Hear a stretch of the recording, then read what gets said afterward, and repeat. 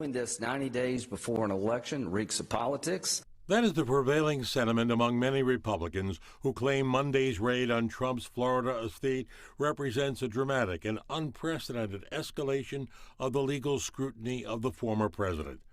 Scores of FBI agents swooped down on the Mar-a-Lago compound, reportedly as part of an ongoing investigation of Trump's potential mishandling of classified documents.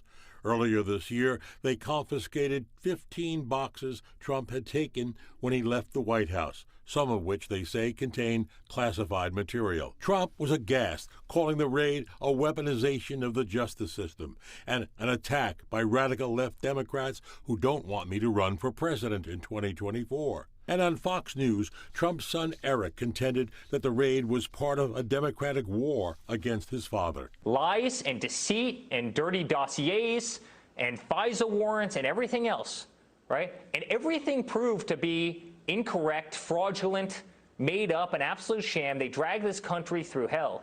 And here they are again. The Democratic Speaker of the House, Nancy Pelosi, contends the raid shows that no one in the United States is above the law, not even a former president. In a surprise tweet from Trump's vice president, Mike Pence defended him.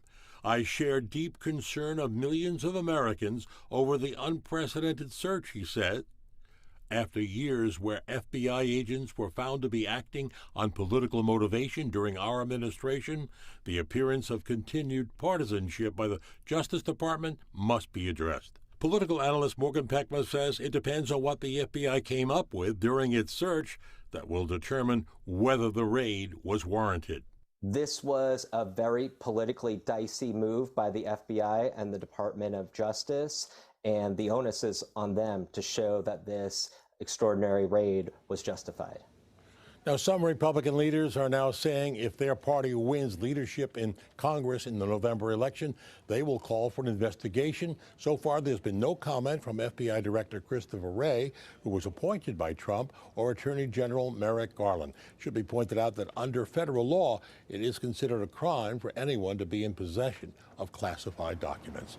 In the newsroom, I'm Marvin Scott. Tamsin, Corey. All right,